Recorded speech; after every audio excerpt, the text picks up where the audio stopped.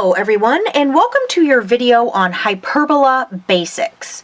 So the first thing that I want to do is I want to talk a little bit about what a hyperbola looks like, because it is funky.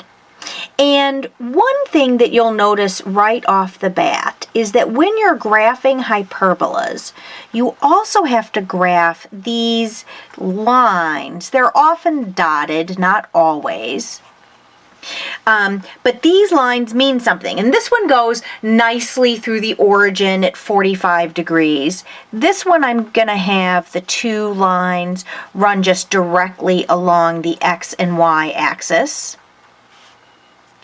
They could be, twisted in any sort of way, but these are common ways to see them. Okay, can you see this? This is my line.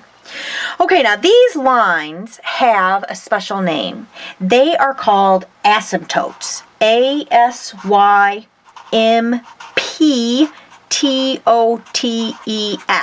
One of the lines is an asymptote. More than one is asymptotes. Okay, now what is an asymptote? Yeah, these are all the points for which your equation doesn't work. Your equation doesn't work. So, let me show you what I mean. If I were to draw a hyperbola here, it might look like this.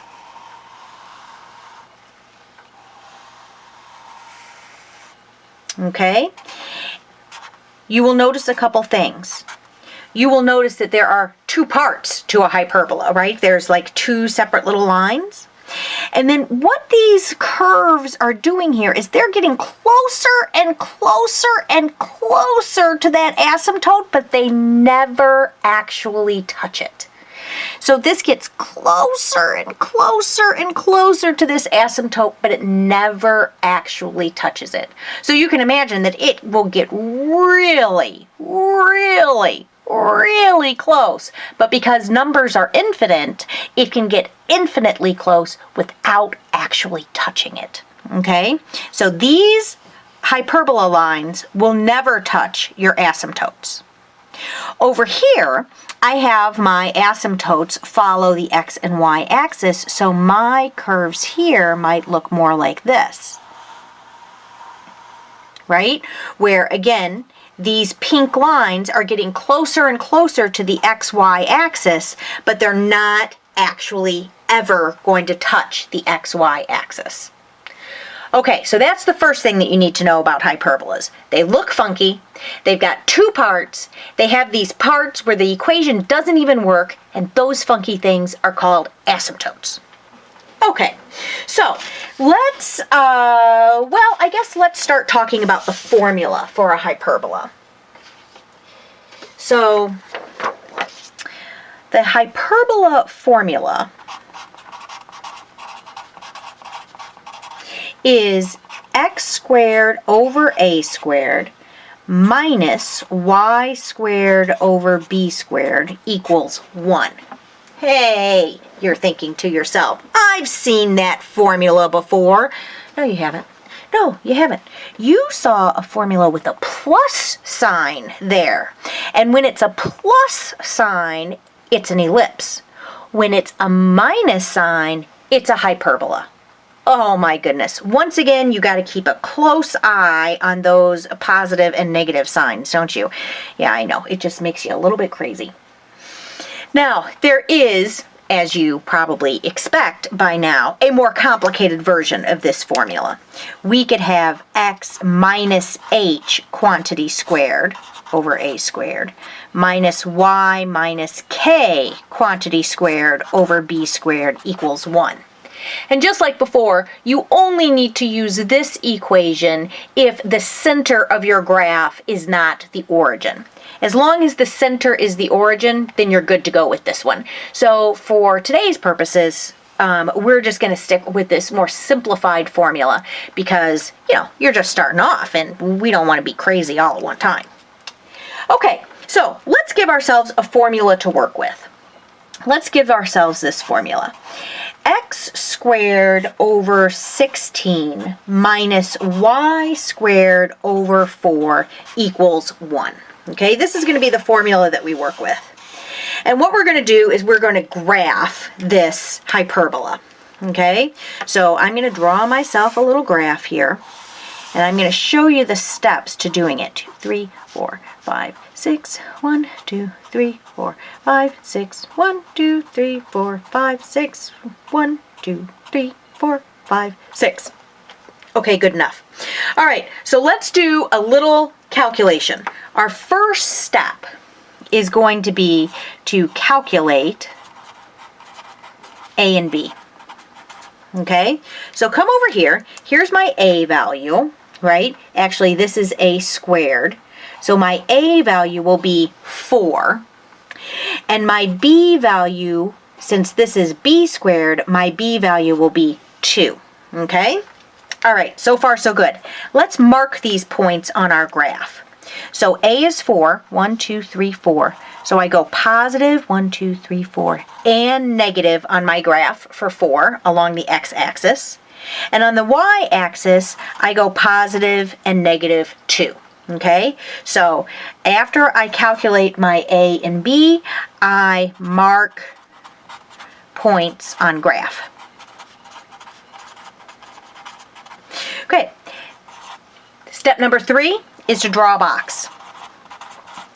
Okay, so I'm going to draw a box that's like this. And this is tricky, or at least it's tricky for me.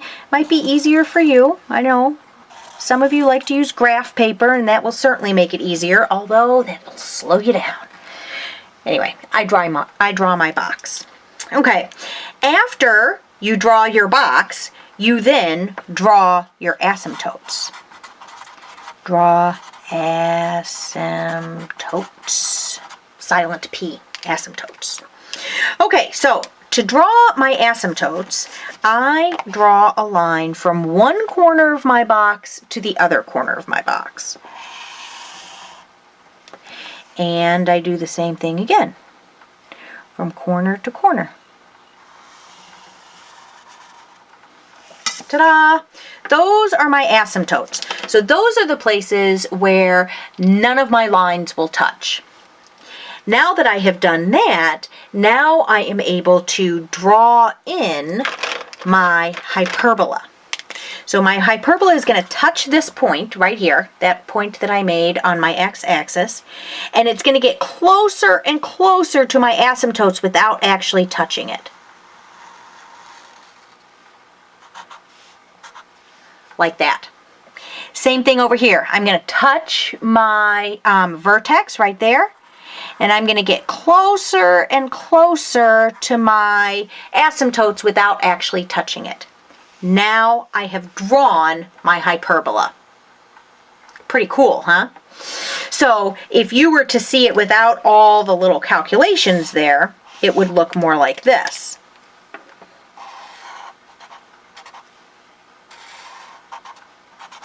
Right? And you wouldn't even see the asymptotes. But because we want to draw it, semi-correctly, we need to draw our box and we need to draw the asymptotes. Okay, so that is how you go about drawing a hyperbola. But I want to pause for just a second and make sure you understand one more thing. Remember what I said an asymptote was? It's a place where your equation doesn't work. And that might not make sense to you as to how we can have a graph with an equation that doesn't work. So we're just going to do a little example. We're going to pick one of these points along the asymptote.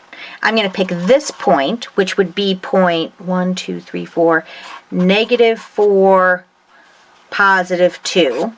And I'll pick the origin 0, 0 because my asymptotes also pass through there.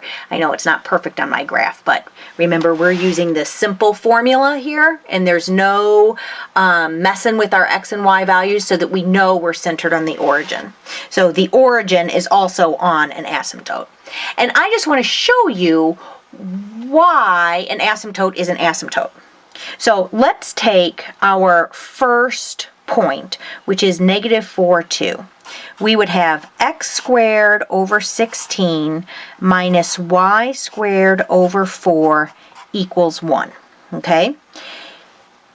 If x is negative 4, we would have negative 4 squared over 16 minus 2 squared, that's our y value, over 4 equals 1. Negative 4 squared is 16, so this would be 16 over 16, which is 1, right? And 2 squared is 4. 4 over 4 is 1. So we have this situation. We have 1 minus 1 equals 1. Well, of course, that's not at all true, right? That's not true. So since it's not true, this point cannot be part of our hyperbola. Let's do another example. 0, 0 is another spot where your hyperbola is not going to work. So let's do this. Let's do x squared over 16 minus y squared over 4 equals 1. At point 0, 0, we would get 0 over 16 minus 0 over 4 equals 1, which again makes no sense because that would mean that 0 is equaling 1. Okay? So I just wanted to prove to you that these lines are not part of the solution for this hyperbola. And that is the point of drawing in the asymptotes. You can get close to negative 4, 2. You could get negative 3.999999999 for infinity, but you can't have exactly negative 4, 2 because your equation doesn't work then. All right, that's the point of asymptotes.